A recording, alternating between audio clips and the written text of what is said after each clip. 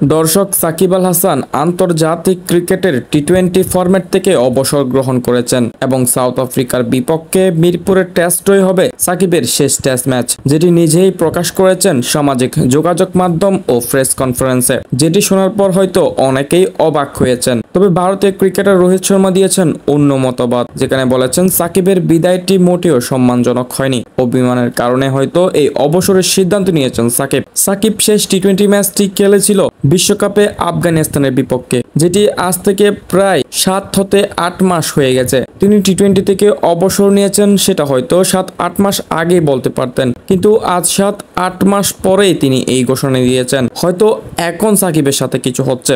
সাকিব এমন একজন প্লেয়ার যাকে অনেকেই ভালোবাসে আবার অনেকেই ঘৃণা করে, কিন্তু আপনি রাজনীতির সাকিবকে অবশ্যই ঘৃণা করতে পারেন, কিন্তু ক্রিকেটার সাকিবকে আপনার ভালোবাসতেই হবে, কেননা বাংলাদেশের ক্রিকেটের উজ্জ্বল নক্ষত্রটা দেখিয়েছে সাকিব আল হাসান। এটি আপনি মানেন কিংবা নাই মানেন, এটি সত্য। হয়তো এমন কিংবদন্তির বিদায়টি আরো সুন্দরভাবে হতে পারত।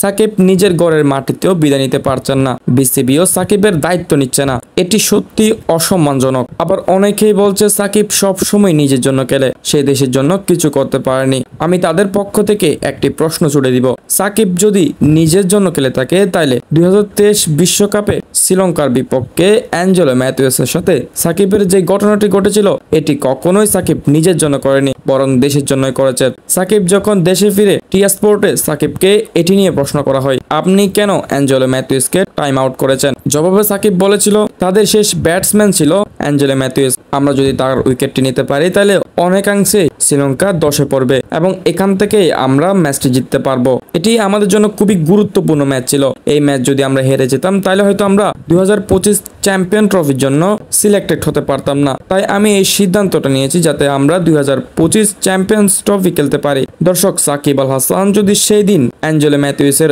আউটটা না দিত, অর্থাৎ টাইম আউটের আপিলটা উইথড্র করে নিত, হয়তো সাকিব আল হাসানকে সেদিন সবাই সুনাম করত যে একজন ব্যাটসম্যানকে যোগ্য সম্মান দিয়েছে সাকিব আল হাসান, কিন্তু সে ওইটা করেনি। সে করেছে দেশের জন্য লড়াই। রাজনৈতিকভাবে সাকিবকে আমরা কেউ পছন্দ করি না, তবে ক্রিকেটার সাকিবকে অবশ্যই আপনার পছন্দ করতে হবে, কেননা সে আজ বাংলাদেশের জন্য অনেক লড়াই করেছেন।